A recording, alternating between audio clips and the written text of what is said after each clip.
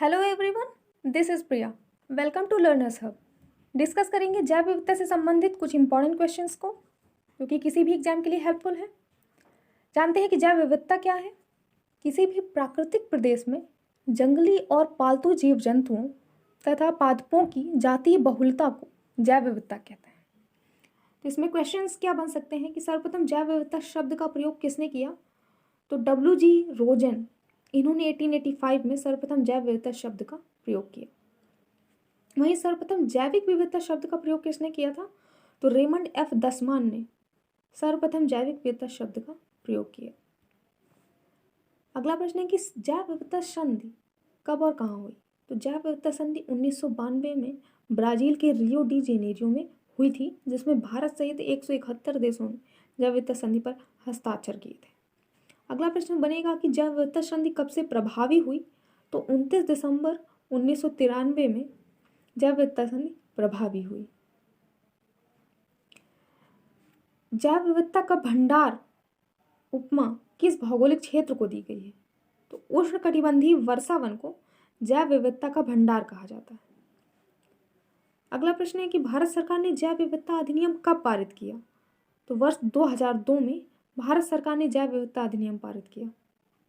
वही बात करें भारतीय जैव विविधता की, तो भारत की जैव विविधता को क्षेत्र के आधार पर 3 वर्गों में विभाजित किया गया है, जिसमें पहला है हॉटस्पॉट क्षेत्र, समुद्री जैव विविधता क्षेत्र और जैव भौगोलिक क्षेत्र।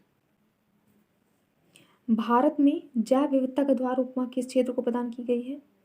पूर्वोत्तर के राज्यों को जैव विविधता का द्वार कहा जाता है। अगला प्रश्न है कि राष्ट्रीय जैव विविधता कार्य योजना कब बनाई गई। सन 2008 में राष्ट्रीय जैव विविधता कार्य योजना बनाई गई। वहीं अगर प्रश्न बनता है कि राष्ट्रीय जैव विविधता प्राधिकरण का मुख्यालय कहाँ है, तो चेन्नई में है राष्ट्रीय जैव विविधता प्राधिकरण का मुख्यालय। हॉट स्पॉट एरियाज़ की बात करें तो हॉट स्पॉट एरियाज़ ऐसे संवेदनशील स्थल जहाँ पर जीव जंतुओं और पादपों की जातियों की बहुलता तो है, साथ ही उनके अस्तित्व पर संकट बना हुआ है, तो ऐसे स्थल संवेदनशील स्थल कहलाते हैं। तो प्रश्न बन सकता है कि हॉट स्पॉट की अवधारणा के प्रतिपादक कौन थे। तो नॉर्मन मायर्स हॉट स्पॉट की अवधारणा के प्रतिपादक थे। और भारत वैश्विक जैव विविधता का 16.86% धारण करता है।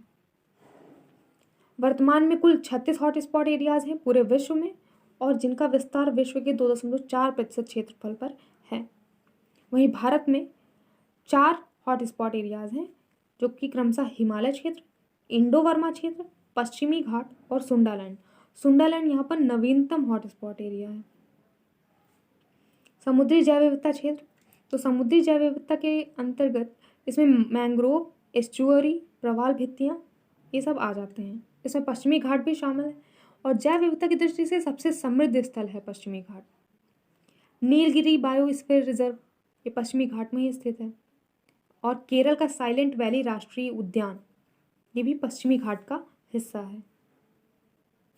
बात करें अगर जैव भौगोलिक क्षेत्र, तो जैव विविधता की दृष्टि से भारत को कुल 10 जैव भौगोलिक क्षेत्रों में बांटा गया है, जो कि क्रमशः ट्रांस हिमालय क्षेत्र, हिमालय क्षेत्र, मरुस्थल, अर्ध शुष्क क्षेत्र, पश्चिमी घाट, दक्कन प्रायद्वीपीय क्षेत्र, गंगा का मैदान, उत्तर पूर्व क्षेत्र, तटीय क्षेत्र और द्वीपीय क्षेत्र। प्रश्न सिर्फ यहाँ से यही बन सकता है कि जैव विविधता की दृष्टि से भारत को कुल कितने जैव भौगोलिक क्षेत्रों में बांटा गया है। तो 10 भौगोलिक क्षेत्रों में बांटा गया है। वहीं जैव विविधता के संरक्षण से संबंधित बहुत सारी परियोजनाएं चलाई गई हैं, जिनमें वन्य जीव संरक्षण से संबंधित परियोजनाएं कुछ हैं।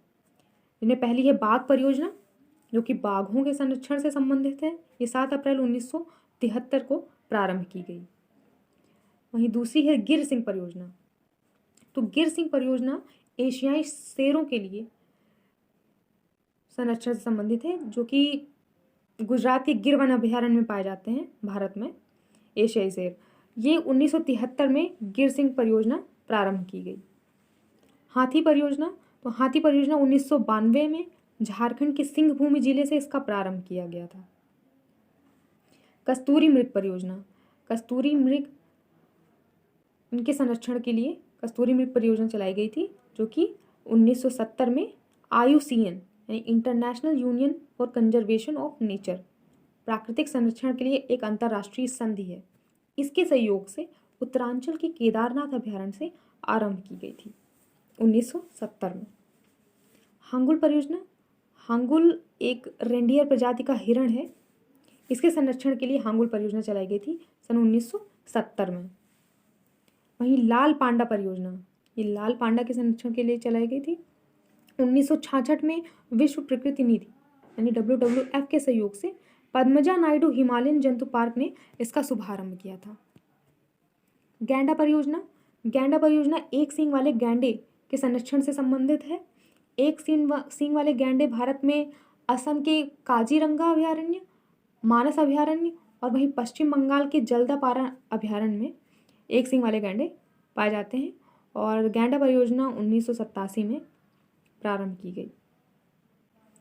कछुआ संरक्षण परियोजना, कछुआ संरक्षण परियोजना ओलिव रिडले के संरक्षण से संबंधित है, जो कि दक्षिणी अमेरिकी कछुए की एक प्रजाति है, ओलिव रिडले। इसके संरक्षण के लिए कछुआ संरक्षण परियोजना चलाई गई थी और ये 1975 में ओडिशा के कटक जिले में भितरकनिका अभयारण्य से प्रारंभ की गई। अगर ये वीडियो आपको हेल्पफुल लगता है तो आप इसे लाइक ज़रूर कीजिएगा और साथ ही अगर आप चैनल में नए जुड़े हैं तो इसे सब्सक्राइब भी कर लीजिएगा। Thank you, thanks for watching.